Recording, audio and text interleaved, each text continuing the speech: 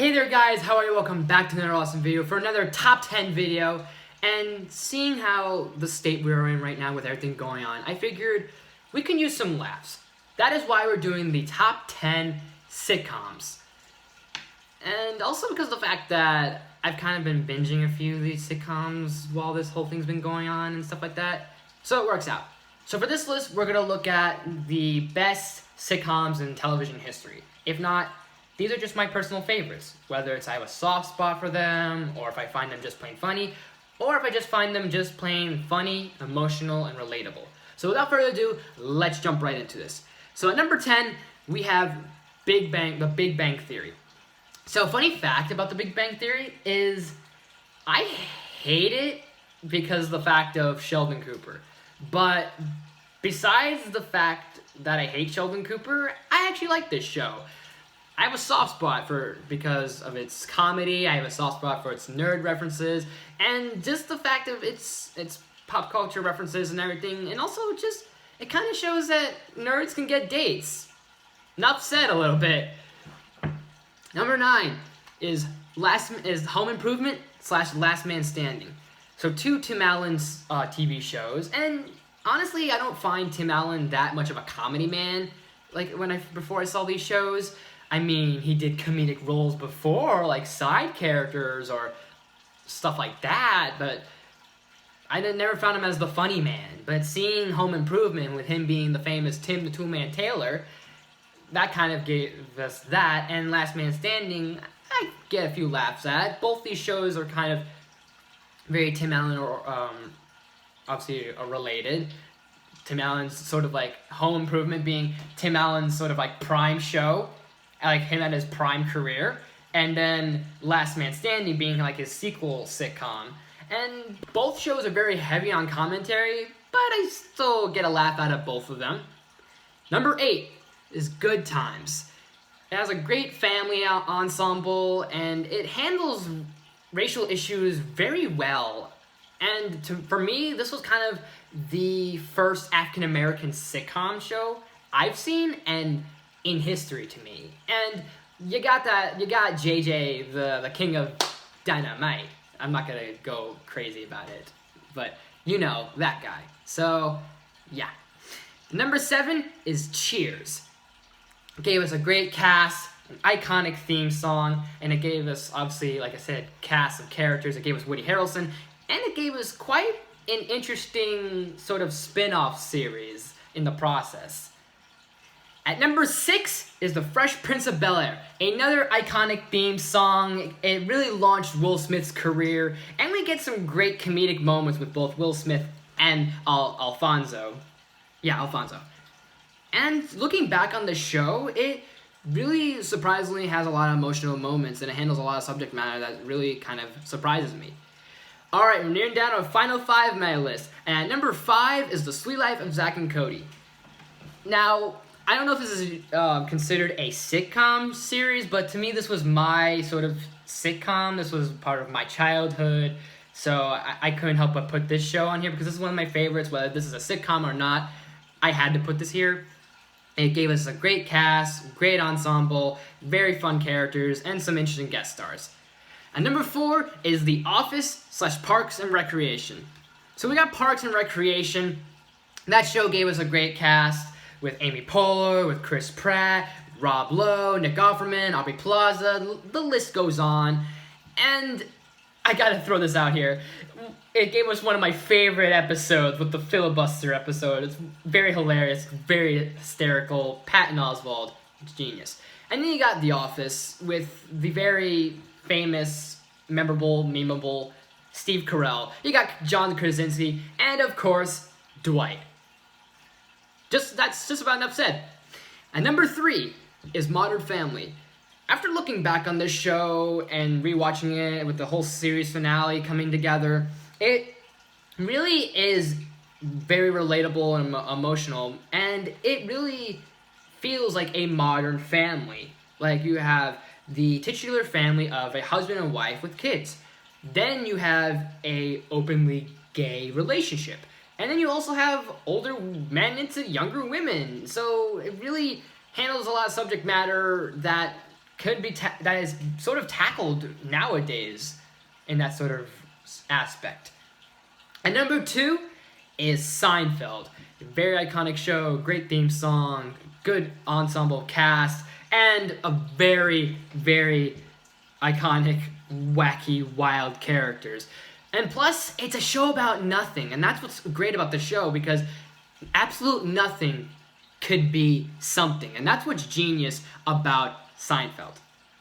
So, before I unveil my number 1 pick, here are a few honorable mentions. Let me just pull them up right here real quick if I can do that. Okay. Two Broke Girls. It's not really a fan favorite of mine, but I do appreciate the fact that it handles some relatable aspects about like work and sort of like part-time jobs, and plus it shows Kat Dennings can be funny, so that's a plus. Kings of Queens. I'm just able to get a kick out of this show. It's nothing too special to me, but I kind of get a laugh of it. Kevin James has his good moments, and this is kind of one of his better. 2.5 Men. I mean, it gave us Charlie Sheen at his funniest, and that's just about it. Taxi. This is the first time I've ever seen Danny DeVito in a sitcom show, or star in a sitcom show, and it gave us the late Andy Kaufman. Happy Days. Another catchy theme song, another iconic theme song, and you got Fonzie. Boy Meets World. A show that it shows how things can get funny and emotional during relationships, and this did so successful, it gave itself a sequel sitcom, like literally, Boy Meets World and Girl Meets World. What do I see there? Give me a second. Okay, Frasier. Like I said, this is a very interesting spin-off series, The Cheers, and it also Kelsey Grammer. I mean, the guy, he's Sideshow Bob. He's definitely got some comedic talent there. And he's just a pretty theatrical actor in terms of just theatrics and comedy. How I Met Your Mother. Very funny title, and quite a stellar cast with Kobe Smulders, with Jason Segel, and of course Neil Patrick Harris. Mork and Mindy. It's very memorable, it's very lovable, especially when you have Robin Williams and his character, because he captures Mork with true magic and lightning in a bottle, and it shows how talented Robin Williams was and always will be. Alright, and my number 1 pick of my top 10 sitcoms is, I'm gonna try and drum roll pretty low because I do not want my cam to be shaking too much, but you get the idea. Drum roll, please. Friends. I mean, who doesn't love Friends? This is such a great show. You have a great cast. You know everybody. This is a show that literally everybody knows your name. Not to steal from Cheers, but this is a show that literally you know everyone's name. Rachel, Monica, Ross, Chandler, Joey, Phoebe. You even know some of the side characters like Mike.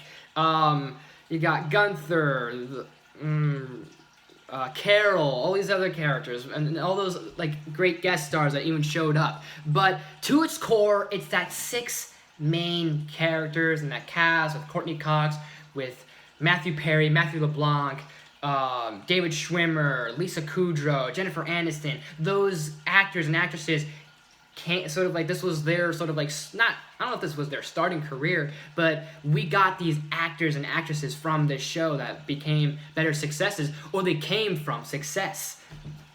And just how great of a show Friends has become. It's very memorable. Everybody loves this show no matter what. No matter who you go up to, everyone just seems to know something about Friends. It's got some memorable moments, whether it's funny. You can definitely you definitely can remember the funny moments. You remember the emotional moments. The season finale was such an emotional moment for everyone, and everyone that grew up with the show, and even people rewatching the show. Because I didn't technically grow up with this show, but watching reruns of the show, this felt like it was sort of like I had a personal attachment to. And it's one of those shows you can kind of say you have your groupies with, and be like, hey, who are you in this sort of situation? Who are you out of the Friends group? And all these other things. And It was just a phenomenal show, and it just handles a lot of things, whether funny or emotional, that wouldn't work nowadays, which is something even more special of its subject matter. Because you look at some of the things that it handles, and if it were to be done now, that'd be hard to do. But seeing how Friends came out at the right time, in between the late 90s and early 2000s, it just worked perfectly. And there's no other way to better say it. This has just been one of my favorites, and I just personally like this one a lot more. I mean, Seinfeld is definitely funnier because of its stupid humor. It's really ridiculous. It's out there and it's bonkers. But to me, I feel like I can connect with Friends a little bit more. I feel like I can connect with I feel like not only can I connect with the friends from Friends, but I feel like other people can in many aspects. I mean, some people could probably say they can relate to the whatchamacallit, the, I guess, the satire or the hypocriticalness of Jerry Seinfeld, but it's I just favored I always seem to have a thing for Friends more than Seinfeld, because I'm bringing this up now because of the fact of it's always been, what's the better sitcom, Seinfeld or Friends? And I honestly, just emotionally and funny for me was Friends. But if I want to watch something and I want to sit there and just have some laughs, maybe feel some feels, and maybe here and there hear about, like, oh wow, they handled this subject matter in the end, then Friends. If I want to watch something stupid humor, something ridiculous, something like just completely nothing, then that's Seinfeld. But I always had a tetherness towards Friends, and I think everyone out there has a tetherness towards Friends, if that makes any sense. But I love Friends a lot. It's just I've seen a lot more of it. I feel it's more memorable to me, and this was kind of really hard, but I've always favored Friends more for personal reasons, emotional reasons, and humorous reasons. But those are my favorite sitcoms.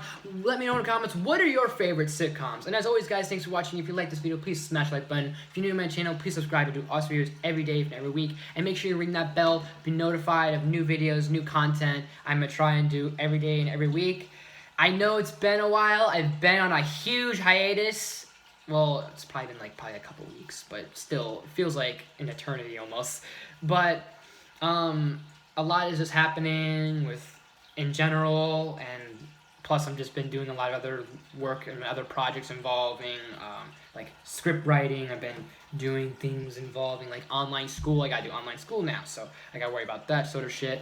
I've been trying to figure out other projects for like future stuff. Like, been thinking about doing possibly maybe a short film somewhere down the line. Can't do it now, but hopefully once this whole coronavirus ends, then I can start putting the pieces of the puzzle together, start doing stuff like that. And I'm just working on other things with reviews and with other just personal things for me right now.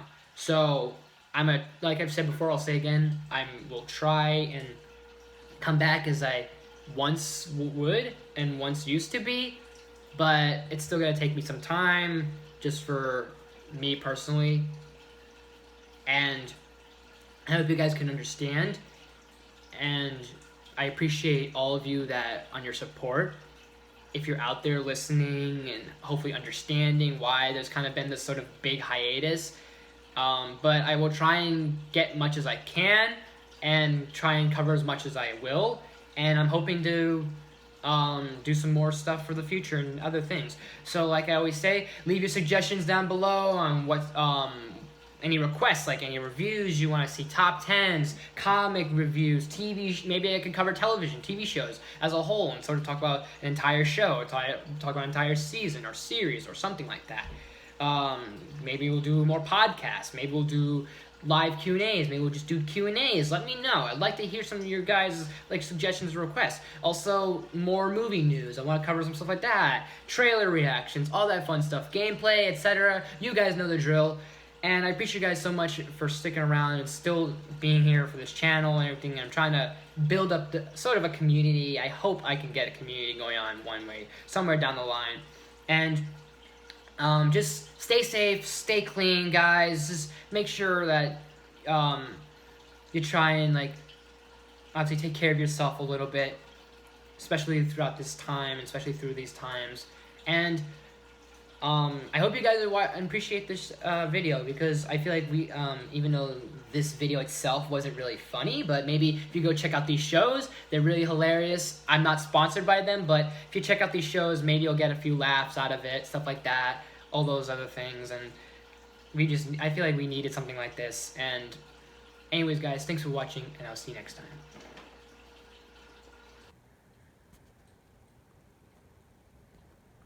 So no one told you life was gonna be this way.